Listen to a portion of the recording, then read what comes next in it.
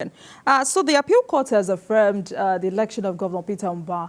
How has this litigation, especially the issue of NYC certificates, affected governance? You can as well see that we call it a foregone conclusion because the courts have even said it. The mandate of the people given to Dr. Peter Mbah is such that the people were very, very overjoyed when the announcement was made last 2 Fridays or thereabout that this certificate saga is behind us. Let me tell you something. Enugu State people knew that they gave their mandate to Dr. Peter Mbah, and presumably so, we began to ask, why is it that anybody is going to court any longer? Somebody who is one of the best educated governors in Nigeria, and they are finding ways to see that they scuttle the mandate of the people. But thank God the judiciary came to our help.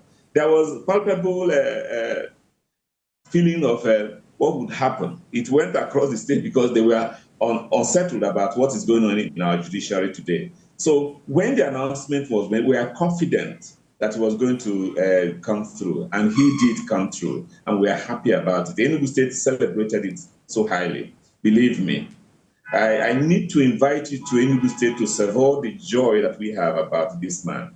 Everywhere, some people are calling him Peter Water, so that they celebrate what he has been done. So this, why I'm saying it is that if you consider that the election was properly conducted and the man won, the question is there, from the other corner, is there any way we can thwart the mandate of the people? I want to thank the judiciary. I want to thank all those persons who have had the support, the goodwill to give Enugu State in this journey of a transformative government. So we're happy about it. Right. So, Mr. Aka, you know that in exhausting democratic options in this kind of matter, the Supreme Court is the final say. How confident are you about getting victory? Well, I believe in the judiciary. I believe in the judiciary. They have done it once, they have done it second time, and definitely it will be a trajectory that will continue. Let them get to the Supreme Court. I believe they will not do that. But if they continue to do that, that would be a pure waste of time because the lower courts have decided it in our favor. And certainly it will be, just as it was yesterday, as it today, and so shall it be tomorrow. Right. So I'm confident. Now, commendably, the governor has shown determination, especially with his handling of the issue of sit at home. What's the situation in the States now? Thank you very much. Thank you so much. Let me begin by thanking the security personnel. The governor of the state came together with the people of the state and asked them, do you want Monday sit at home to stop? And the whole people chorused that they want it to stop. We cannot be obeying non-state actors and murderers who continue to think that they can play games with Enugu State. Enugu State is different, and we have innovative ways of doing things.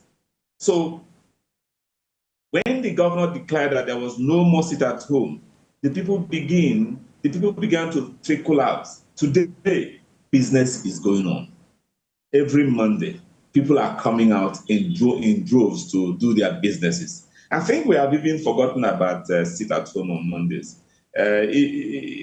because it's a decision taken by the people and only sanctioned and signed by His Excellency.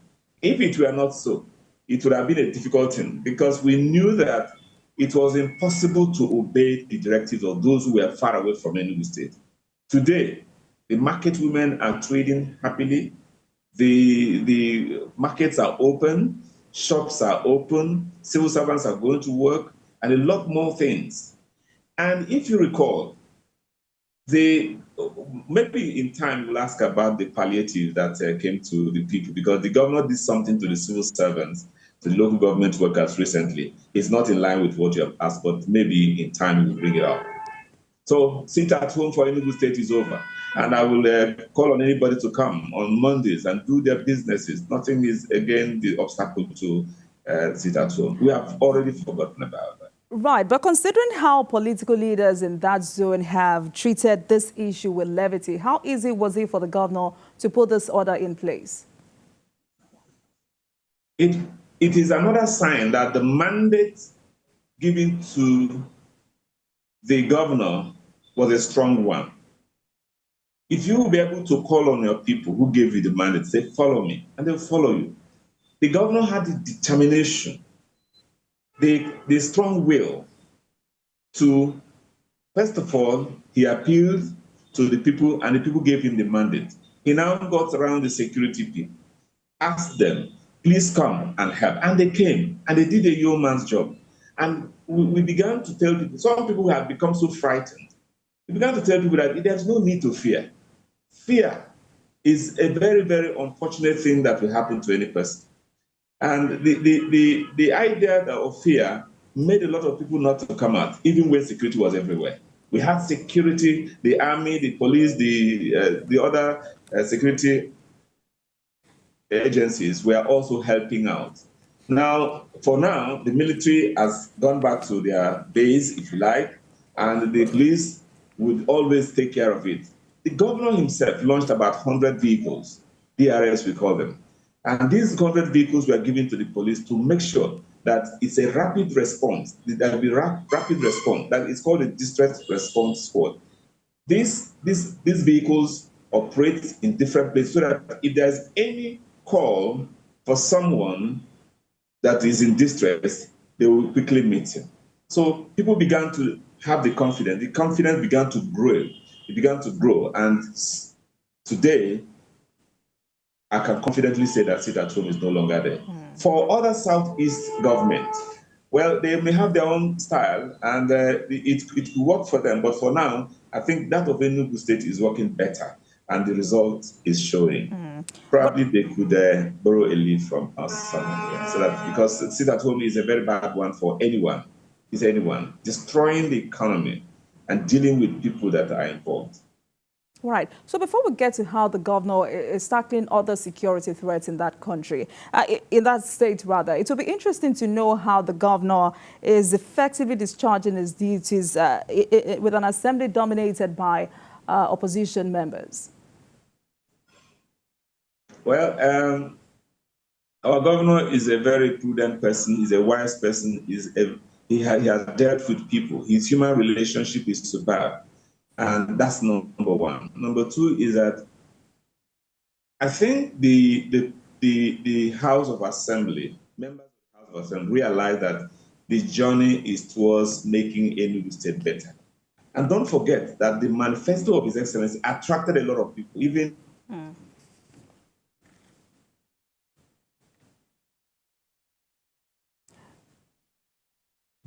Mr. Eze, are you there? Tonight, I'm speaking with the Commissioner for Information in Enugu State, Aka Eze Aka, and we're focused on Governor Peter Mbah's 6-month stewardship and how the governor intends to carry out all of his campaign promises. Mr. Aka, if you can hear me, please go on. I can hear you. Please go on. Okay, you asked me about the House of Assembly, how they are cooperating with His Excellency. And I would say that they are cooperating with him because they understand the journey and the explanation of His Excellency. We are moving towards a better Enugu. We are moving towards the welfare of the people. We are moving towards better roads. We are moving to better hospitals, better educational facilities, and so on. So I think they understood and they had to cooperate with His Excellency. In Enugu House of Assembly, I don't think there is a clear division of who is in PDP, APC, Labour Party, or other parties. I think they understand where we are going. And that's very, very important. Right. So another bold step taken by Governor Mbah to develop Enugu State is a power project. How feasible is this? Did I hear you well? Another bold step taken by the governor is power project. How feasible is this? Okay. On 1st September 2023, we organized a roundtable to ask investors to come into Enugu State. This was based on the fact that when these investors are coming into the state, there will be electricity, there will be good roads. There will be a lot of other things that are in place. So His Excellency is working towards improving power supply to Enugu State. And let me take, for instance, the water matter that we talked about. There's a power plant, a 4.4 megawatt of electricity. I hope my figures are correct. That was put in place so that if there is a failure in power, this one will supply the energy necessary. His Excellency is also trying to improve our signing MOUs with companies so that we can provide electricity to the people. We want to have a 24/7 electricity in Enugu State, just like we have in water supply. Right. So Enugu State used to be a mining hub in the country. I would like to know what this administration is doing to revive this.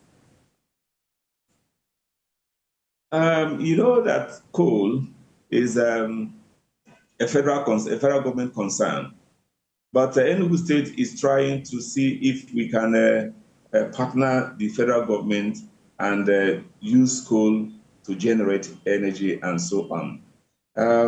His Excellency knows the value of coals, and what we are only suffering is illegal mining, and that was what I was told earlier before I came into this program. The illegal mining that we talked about, people go to excavate things without authorization.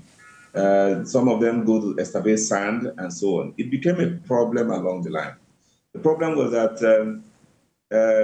these excavators were not conscious of the damage they were doing to the environment. And this government will not tolerate that. We had a discussion with them. We had a discussion that resulted in their knowing that the environment must be protected. So this agreement, more or less, centered on if you must mine, you must be able to understand the environmental impact of whatever you're doing. For now, we are partnering with the federal government to know how far we can use coal to generate electricity and other factors that it can provide. Right, but how is the governor tackling insecurity in Enugu State? Did I hear you well, please? How is the governor tackling insecurity in Enugu State? Yeah, thank you very much. Security is one matter you don't discuss very openly, but let me give you a hint towards that.